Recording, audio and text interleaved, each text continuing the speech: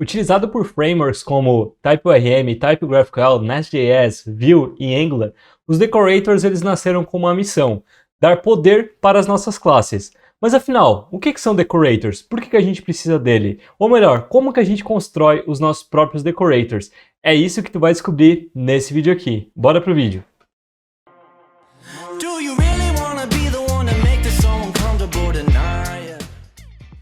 Tu nunca utilizou decorators antes? Para te resumir de uma forma mais simplificada, decorators nada mais são do que funções que dão poder a atributos, métodos e até mesmo às nossas classes. Mas agora que eu falei classe, muito provavelmente deve estar pensando: eu não vou utilizar decorators, então eu vou sair desse vídeo aqui. Não, mas calma lá. Não é porque tu não utiliza essa ideia de orientação a objetos que decorators não são importantes. Muito pelo contrário.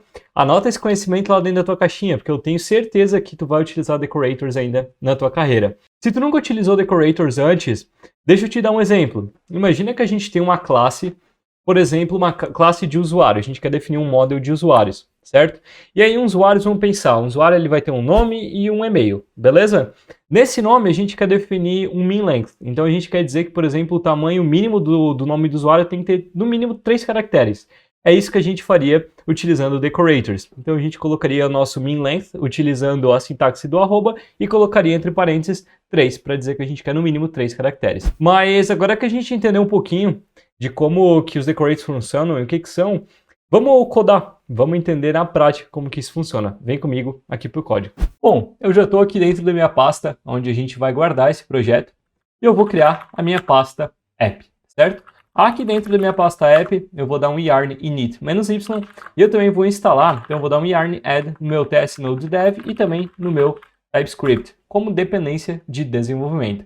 Se tu nunca utilizou o TS Node.dev antes, o TS Node.dev é como se fosse o Nodemon lá dentro do Express. Então, ao invés da gente compilar aquele código TypeScript e depois rodar aquele JS, o TS Node.dev faz tudo isso pra gente. Então ele sempre vai ficar ouvindo o que teve de alteração dentro daquele nosso arquivo TS, vai compilar pra gente e já vai mostrar o resultado. Então a gente não precisa ficar compilando e executando o JS.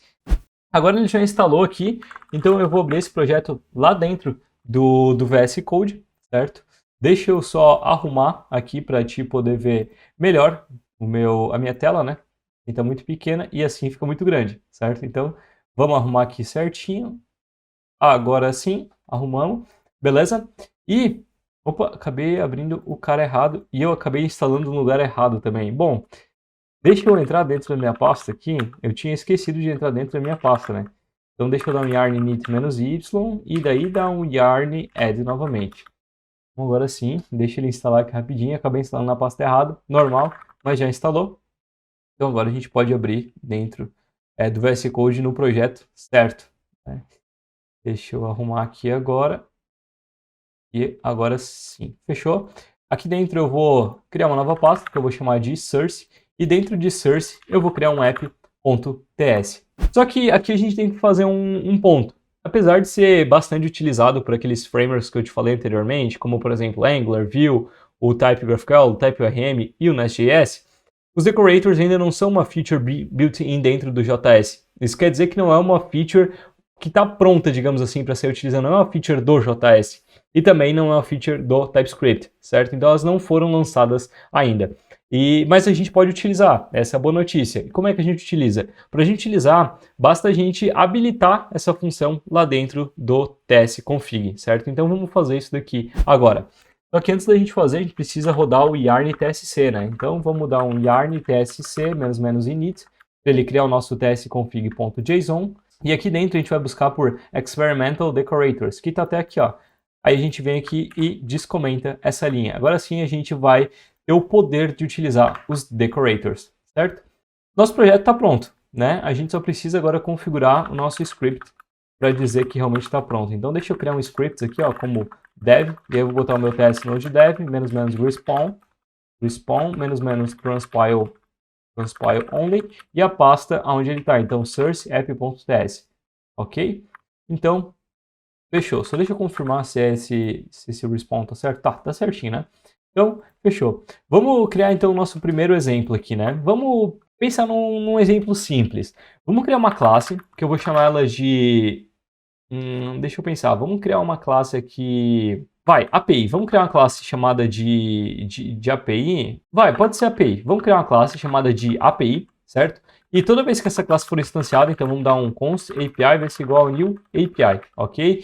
Essa classe aqui, que a gente acabou de instanciar ela, certo? E aí o que a gente vai fazer? Toda vez que a gente instanciar essa API, a gente quer gravar qual que é a versão dessa API, para que seja replicado em todo o nosso projeto, certo? Então, como é que a gente vai fazer isso? A gente vai criar o nosso decorator, set API, ou melhor, vamos botar aqui, ó, API version, e a gente bota um 1.0.0. Então essa daqui vai ser a nossa versão da nossa API. E em qualquer lugar que a gente instanciasse essa API aqui, a gente ia ter sempre essa versão 1.0.0. Então a gente tem o nosso primeiro decorator pré-criado, né? A gente precisa agora criar a nossa function. Então, como eu te falei, decorators são funções. Só que além de ser funções, os decorators, eles são factory functions. Então é uma função que retorna uma função. Claro, a gente poderia ter apenas uma função, mas o comumente utilizado é os factory functions, certo? E como é que funciona isso, né? Bom, function, aí eu preciso colocar o nome do meu decorator, nesse caso API version, né? E esse API version, ele recebe uma version. Então eu vou colocar como string, certo? E aí eu te falei que ele retorna uma função, né? Então vamos retornar uma função aqui. E essa função, ela recebe um target, que por hora eu vou chamar de... Vou definir que ele é um N, né? E o que é esse target, Luiz?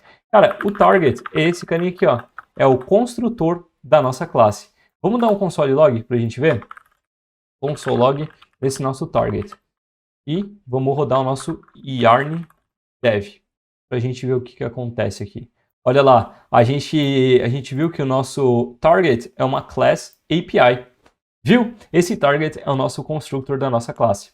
E vamos fazer o seguinte, vamos também colocar o nosso version aqui, né? Então vamos colocar a nossa versão e olha lá, a gente recebe agora 1.0.0. Mas não vamos só se limitar a isso daqui não. Vamos anotar essa versão dentro dessa nossa classe, ou seja, vamos injetar uma propriedade dentro dessa nossa classe. Como é que a gente poderia fazer isso, né? Bom, tem algumas formas. Primeira forma, a gente retorna uma nova classe e dá um extend nesse meu target. E aí a gente coloca o nosso API version, né? Eu poderia colocar aqui, ó, API version vai ser igual ao meu version, lá de cima, certo? Só que eu não gosto muito de fazer isso daqui, porque ele acaba nunca funcionando direito, tá vendo? Ó? Então ele diz aqui que ele esperava uma classe anônima, mas não está funcionando. Enfim, isso daqui geralmente não vai funcionar, tá? Por quê? Porque se a gente tiver, ele espera o prototype, enfim, ele não funciona direito porque, como a gente está retornando uma classe, a gente não sabe qual é o tipo dessa classe. Como a gente está utilizando TypeScript, a gente vai ter que tipar. Só que como a gente não está trabalhando com a parte de generics ainda, a gente não sabe passar essa parte de tipos genéricos. Então, eu não gosto muito de trabalhar com esse modelo por causa disso. E aí, como é que a gente faz? Bom, e eu também não gosto de trabalhar com esse modelo porque ele acaba deixando esses atributos de uma forma pública. E aí o que eu gosto de fazer é o seguinte, eu gosto de utilizar o object.assign. E aí eu passo o meu target pronto pro type, certo? E aí eu passo o meu version, passando aquele meu version ali de cima.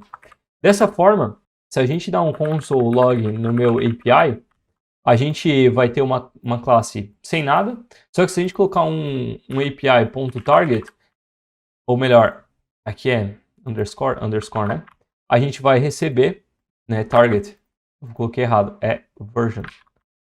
Opa, agora sim, a gente vai receber um 1.0.0. Dessa forma, a nossa classe ela não vai ser prejudicada por coisas que a gente injetar ali dentro através dos nossos decorators. E até por isso que eu utilizei esse underscore, para prevenir que, por exemplo, se essa classe tivesse um atributo version dentro, ele não ia ser sobrescrito por causa do nosso decorator. Então eu sempre gosto de utilizar esse underscore version.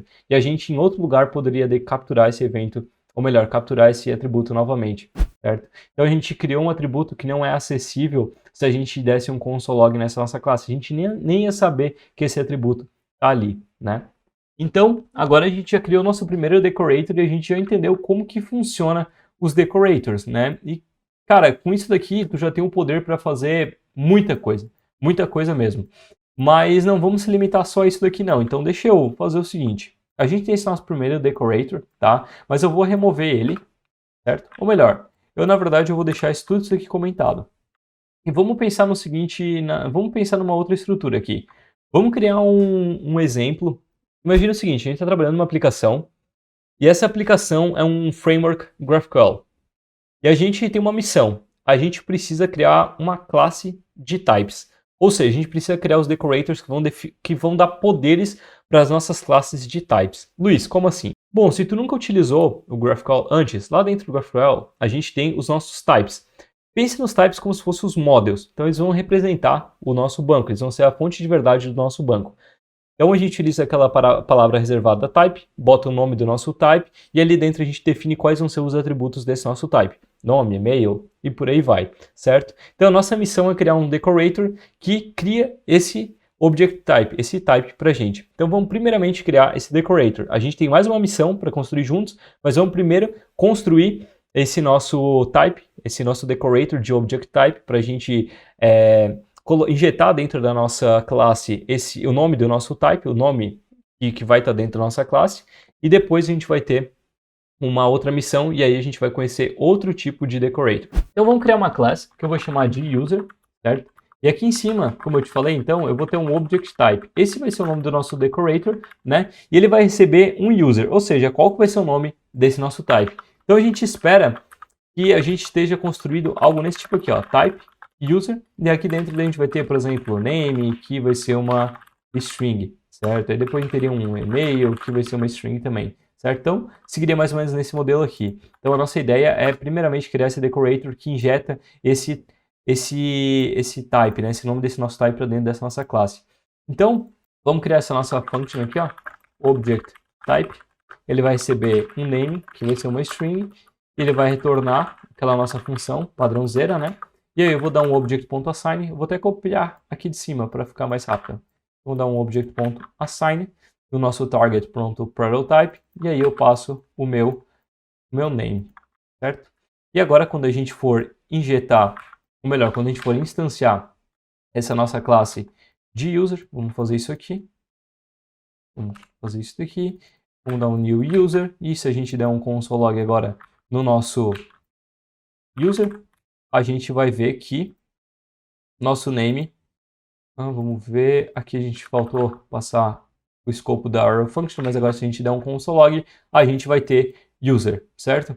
Então agora a gente poderia até, brincando, né, a gente poderia fazer isso daqui, ó, type, e aí a gente teria, por exemplo, um esquema, type user, entendeu? Então a gente está se encaminhando para criar o nosso type. Legal, né? Mas agora a gente tem uma segunda missão, lembra que eu te falei? E agora, até agora, o que a gente construiu é chamado de Class Decorators, ou seja, a gente está dando aqueles superpoderes para as nossas classes, ok? Mas talvez isso daqui não tenha tanto poder quanto, por exemplo, os Attributes Decorators. E o que são os Attributes Decorators? Vamos pensar no seguinte exemplo. Vamos criar um nome, aquele exemplo que eu te dei lá no início. Vamos criar um atributo de name, e a gente vai dizer que esse name ele tem que ter um tamanho mínimo. Vamos criar esse decorator. O que tu acha? Acho que esse decorator é perfeito. E agora a gente começa a ter uma escala muito grande, porque a gente cria um único decorator que pode ser replicado em toda a nossa aplicação, em toda a nossa classe. Enfim, ele dá realmente um super poder para os nossos atributos. Então vamos criar esse decorator aí. Como é que vai funcionar esse decorator, né? Para a gente criar esse decorator, o que a gente vai fazer é criar uma function aqui, então, de min length, né? Vou criar esse nosso min length aqui, e aqui eu também vou criar o nosso name, que vai ser uma string, e aqui a gente bota o nosso min length de 3, ok? E aí, a gente vai receber, então, um length, vai ser um number. E aí, essa nossa função aqui, ela vai retornar aquela nossa função. E agora você deve estar pensando, né? Beleza, vamos retornar o nosso target. E aí agora a gente vai pegar o nosso atributo de name a partir do nosso target. Vamos ver? Vamos ver, né? Tu tá falando, vamos descobrir juntos. Então eu só vou dar um console log aqui no meu user.name. E aqui eu vou botar Luiz, certo? Por que eu estou pegando? Porque eu só vou conseguir acessar quando a gente buscar esse nome aqui, tá? Então vamos dar um... Deixa eu ver o que ele está dando aqui. Olha só, ele nem vai deixar, tá? Eu ia testar aqui para te mostrar, mas ele está colocando o type undefined aqui em cima. Vamos ver onde. Ah, tá, porque primeiro eu não criei o meu constructor, né? Por isso que ele tá dando erro. Então, deixa eu colocar aqui, ó, name, string, opa, e aí meu this.name vai ser igual a name. Vamos ver se agora a gente vai ter... agora a gente parou o nosso erro, beleza? Mas agora, deixa eu ver onde tem um log aqui. Deixa eu tirar esse log aqui. E deixa eu trazer aqui. Agora a gente vai ter, ó, aqui em cima, o nosso target, ele tá com um objeto vazio, certo? Eu até poderia melhorar isso aqui, né? Target, e aí pegar o meu target aqui. Aí a gente consegue visualizar melhor, ó. Mas o nosso target, ele tá com um objeto vazio. Então não é a partir do nosso target que a gente vai buscar o que tem nesse nosso atributo. E para buscar o que tem desse nosso atributo, a gente vai utilizar uma nova palavrinha. Então vai ter mais um atributo dentro dessa nossa função, que é a nossa key. E essa nossa key aqui, ele é uma string. E aí vamos ver o que tem aqui dentro, né? Então vamos botar aqui, ó, console log target e key. A gente bota a nossa key, a gente vai ver que a nossa key agora é um name. Então olha só, e aqui a gente teria até um outro atributo, mas a gente não vai estar utilizando. Então para ti agora, precisa saber que existe um target nos attributes decorators e também existe uma key. Essa key, ela representa o nome desse nosso atributo, ok? Então agora a gente poderia muito bem criar um let value e a gente pega o nosso target key. Ele por hora vai estar undefined, tá? Porque a gente não terminou esse nosso decorator, então a gente vai ver que está como undefined. Por que ele está undefined? Porque toda propriedade, todo atributo dentro de uma classe, ele tem duas funções, o get e o set. O get a gente vai buscar o valor, então quando a gente dá um user.name, a gente está buscando esse valor, ele bate dentro do get, e quando a gente colocar um this.user, né, igual, então a gente está aceitando o valor. Quando a gente está aceitando o valor, a gente tem o nosso set. Essa é a função que está sendo invocada dentro desse atributo. Então a gente precisa criar essas duas funções, né? Então const getter vai ser igual a uma, a gente vai retornar, né? Vai ser uma função que vai retornar o nosso value, e o nosso setter é onde entra a nossa brincadeira, porque esse setter ele recebe um valor, que é uma string, certo? E aí a gente faz a seguinte verificação: se o nosso value.length for se for menor do que aquele length que a gente passou aqui em cima, então a gente dá a gente lança um erro, né? Então throw new error. E qual que vai ser o erro?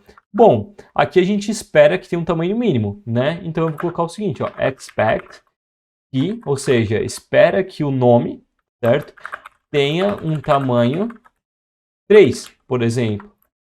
Mas ele recebeu received value.length. Então, se o usuário, por exemplo, passar um nome, por exemplo, com menos de 3 caracteres, aqui a gente poderia botar, por exemplo, Lu, ele vai retornar esse erro aqui, dizendo que ele esperava que o nome tivesse um length 3, mas ele recebeu 2. Caso contrário, eu vou dizer que aquele meu value lá de cima vai ser igual a esse meu value que a gente recebeu aqui. E aí, eu só preciso invocar o meu object.defineProperty, ok?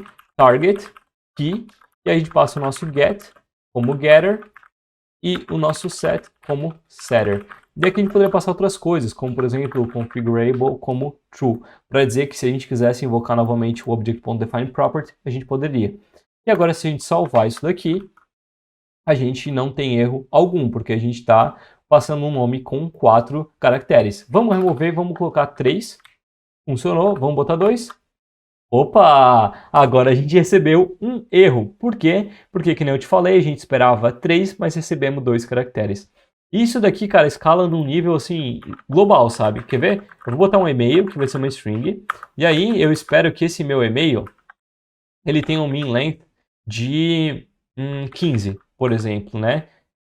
Então, a gente vem aqui, até a gente poder criar um max, né? Então eu vou botar, vamos fazer diferente, vamos criar um decorator para max length. O que tu acha?